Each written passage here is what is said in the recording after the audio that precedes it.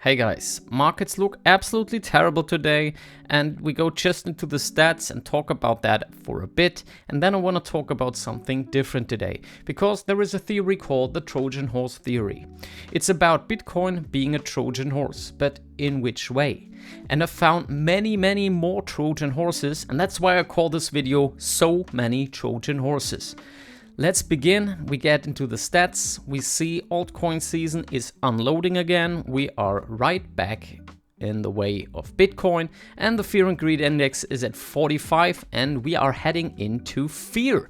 That might be not the worst thing. Benjamin Cowen said that we are heading back to the bull market support band, so we can hit about $100,000 to $105,000 Bitcoin price in the coming weeks. This might happen, but the bull run might not be over yet. If it is, don't be mad at me. So, to begin this video, to get into the topic of the Trojan horse, you have to understand one thing.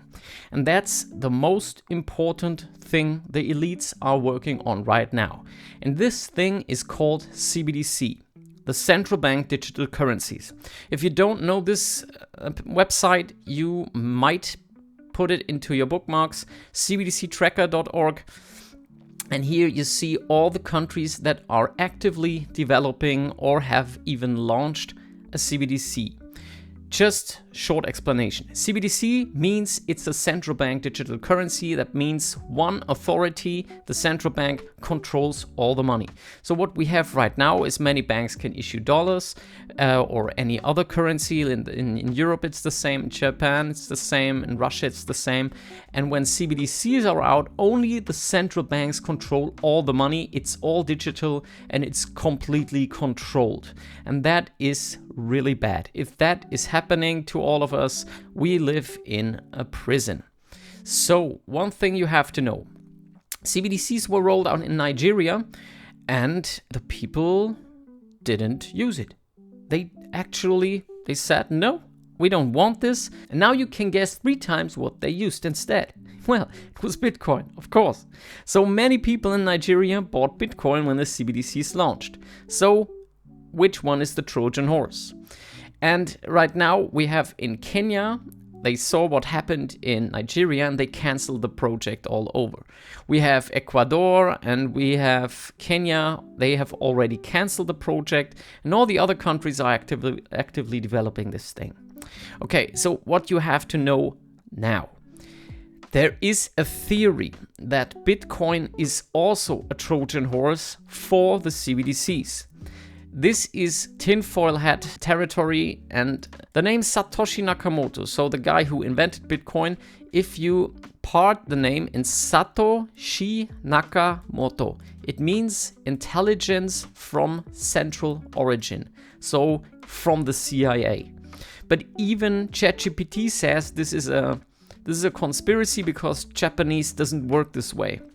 You can't just separate words, because Satoshi is one word and Nakamoto is one word, and it doesn't mean anything like from a central intelligence. But what the people on social media are claiming is that Bitcoin was the Trojan horse. 1996, the NSA published a paper titled How to Make a Mint, the cryptography of anonymous electronic cash, laying out a digital cash framework identical to what appeared in the BTC white paper 12 years later. So maybe this is right. The CIA issued Bitcoin to feed digital currencies to people. So once they adapt Bitcoin, and then they issue CBDCs. But in my opinion, this was a Trojan horse inside of a Trojan horse, because this went wrong. Bitcoin is decentralized right now. We have 70,000 or I don't even know how many these are. Maybe it's 100,000 right now. Nodes all across the globe running the network. They don't have control over it anymore. They even tried by making a hard fork. That's where Bitcoin Cash and Bitcoin Satoshi Vision stems from, and it failed. The people stayed with the original Bitcoin network. So we could see that Bitcoin is a Trojan horse inside of a Trojan horse.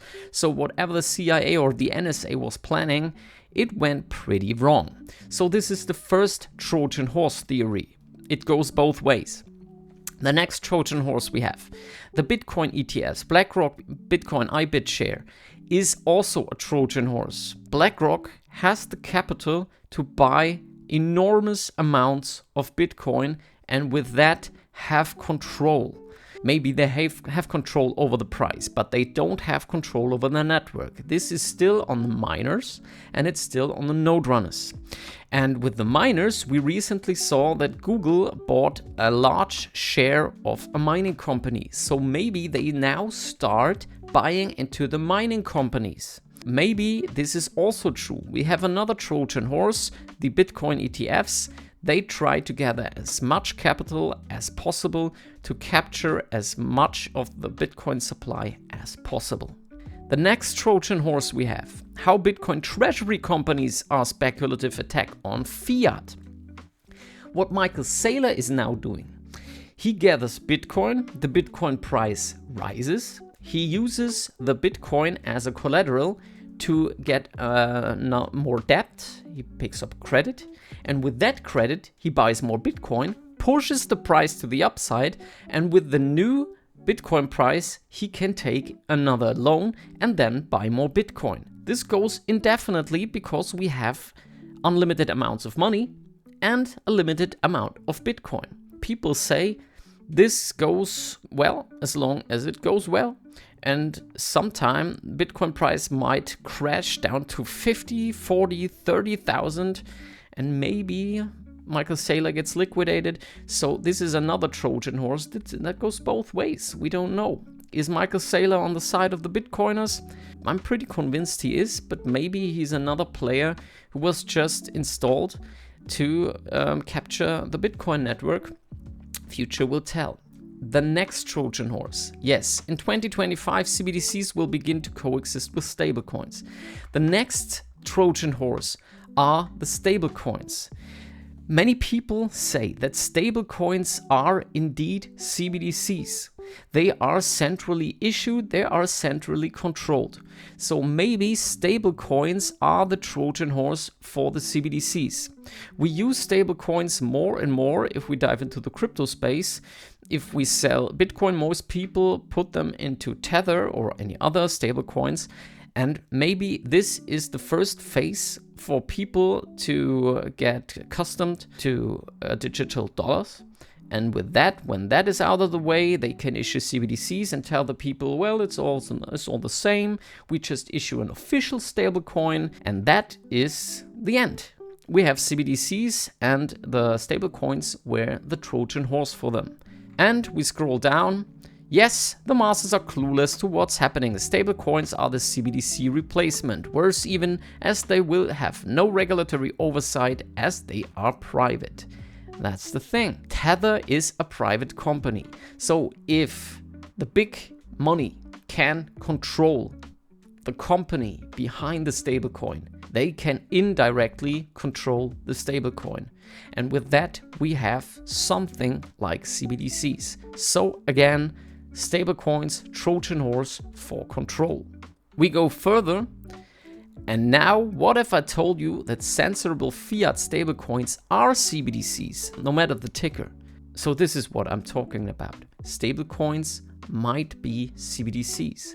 There might be a point where the central bank issues a stablecoin, they will call it stablecoin, or even capture Tether, and then we have a CBDC. If we get this centralized controlled money, they won't call it centralized money. They might be even evil and call it freedom money or something like that. Keep your eyes open. Another theory of mine is a bit far-fetched, but I'm gonna tell it to you anyway. I see this tokenization of everything, also a Trojan horse. If we are able to tokenize everything, people with a lot of money can buy into everything. And that's where this famous quote from the WF comes from. You will own nothing and you will be happy. Because if everything is tokenized, everything can be bought. And if all the money is concentrated in few hands, all the few hands own everything. So maybe the tokenization, so the RWA platforms, are also Trojan horses for total control. You see, this is a pretty tinfoil hatty video, but I wanted to share these ideas with you. Please open your mind, open your eyes, open your ears, speak out when you see injustice, and maybe we can make this world a better place. And I still think that Bitcoin is the best way for that. Okay, I wish you a nice week and see you in the next one.